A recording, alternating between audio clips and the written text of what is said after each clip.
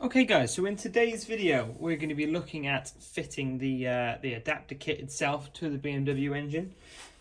So first things first, in my other video where I stripped the engine, I would have mentioned that you need to remove the 3 dowels from the BMW clutch. So now we're going to see why we need them. So here is the new flywheel, and as I mentioned in another video, there are 3 holes in the back here where you need to go and put the dowels in. So sometimes you can use the vise if you've got some soft jaws in it, just to squeeze them together, or maybe a soft hammer if you've got one. So I'm going to go ahead and do this now, and then we're going to look at fitting this to the BMW flywheel. Okay then, so I've now got the 3 dowels held in with a little bit of Loctite. So we're now going to offer it up to the BMW flywheel. This can sometimes be quite fiddly. I've put 3 clutch bolts in to help me locate it. So then, as I said in my first video, you want to use the existing BMW clutch bolts and just wind these in bit by bit.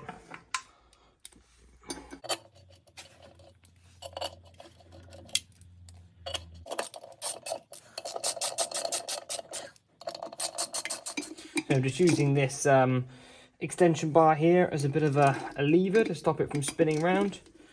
These M7 bolts are very shallow head, so they're quite easy to round off.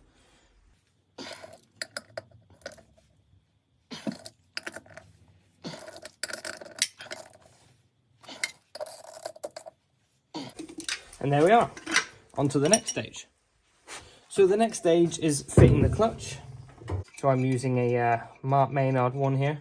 It's one that me and him, one that he designed and I tested in my clan. Okay, so it's always a good idea to keep a bit of brake cleaner on hand, just to clean up all the faces.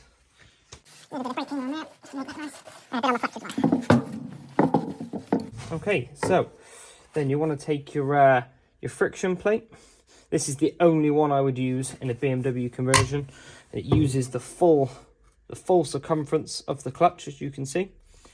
And then you take the old trusty input shaft clutch alignment tool. Fire that in there, and then simply put your clutch on top. And then the dowels that hold this on could sometimes be a bit, it never likes to sit quite flush, so it takes a bit of a wiggle. And then again, like the flywheel, just put the bolts in one at a time, corner to corner.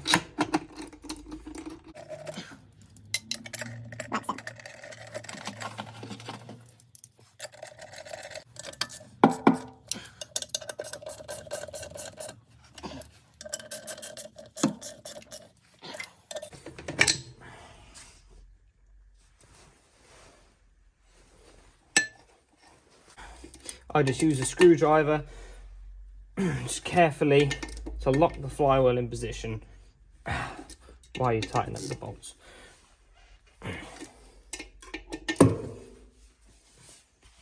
So next it's time for the adapter plate, and it's important to make sure both the dowels are still in situ, because sometimes they get left in the gearbox during removal.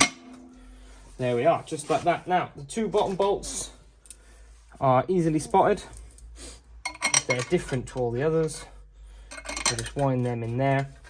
Now these are the bolts that come in the kit, but I often find that sometimes they don't quite grab enough threads, so I just like to use some that are just 5mm longer, just to get as much purchase in the threads as possible. Okay, you're going to bolt these down tight.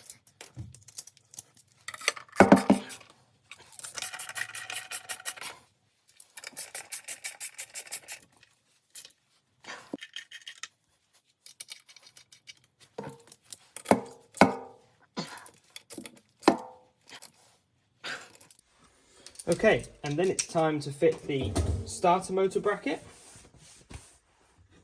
Now, on the starter motor bracket, again, I use an even longer bolt because I find that the one that comes in the kit is just a bit too short.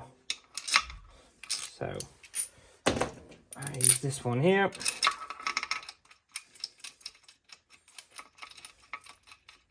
And now they supply you one just to go under here, which is threaded into the adapter kit.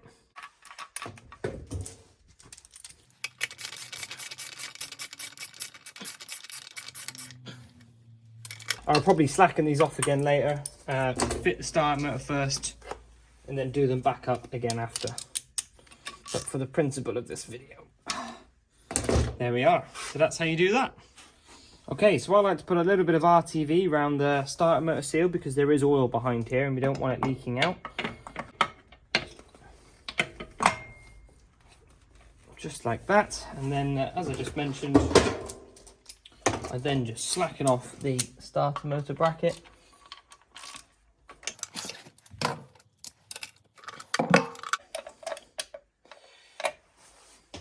Then I'll use some M6 Allen key bolts. Okay, so what I've just done here is I've just opened up these holes in here by a couple of mil each, just because it doesn't quite fit. It's a lot better than they were. I've got to give credit to Complete Engineering Services. They do a wonderful job, but I've just opened up those holes just a fraction, just to get this to line up better. You may be able to put a spacer or something under here just to take up that gap. So all I'm going to do here is now I'm going to open up the holes in the starter motor as well, just to get that to close that gap up a bit more. Okay, so I just gave up recording for a minute. For the purpose of this video, I've put in 3 M6 washers under this side and 2 under this side, after opening up the holes in the starter motor and the holes in the bracket, just to, I didn't want to put too much stress on the starter motor and on the gear drive for the starter motor. So this is what I've done for the time being. I think I'm going to make a little spacer plate to go up in there, just to level that out a bit. So that's what I've done for the minute. Okay, so we're pretty much there now. If I just tilt the camera up a bit more. So all that's left to do now is to fit the alternator. I'm going to be fitting the gearbox in a different video because my gearbox is being rebuilt. So what I like to do is I like to fill the cush drive with a little bit of grease, just to hold these in place here, just to sort of keep them to one side. It also helps it slide in a bit easier. So these starter motors will only go in one way, and sometimes they drop in really easily, and other times they're a pain. So it's ideal to get it sort of lined up first. You want these terminals somewhere near the top. I think it's this way. And then, like I said before, there's a little line on here which lines up with one of the lines on the drive. So let's see how we get on with this. Look at that, first time. It doesn't normally go that easy. And then I'm going to reuse some of the bolts that came in the kit, just to bolt this up together here.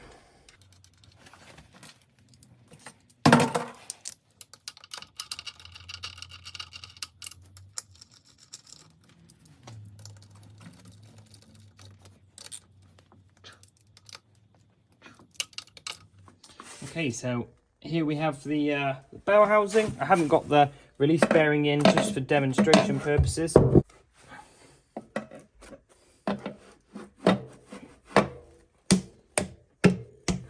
And there you go, something like that.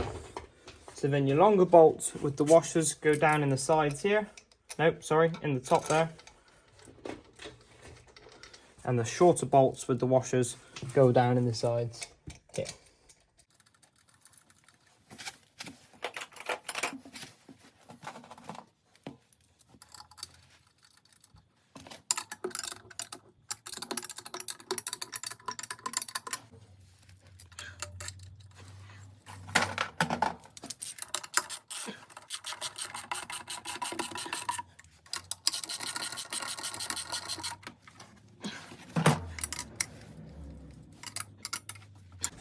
And there you have it. My camera angles are terrible. And there we are, done. So this was a very short video on how to fit the BMW K1100 adapter plate. The 1200 is very similar. It's just got a slightly different design on the plate here. So there we are. Just take a minute to show you one of William Parry's latest designs. This is one of his BMW manifolds. It's a really nice bit of kit. So get at William Parry if you want one of these. And that's all for today's video, guys. Thank you very much for watching. We'll see you on the next one.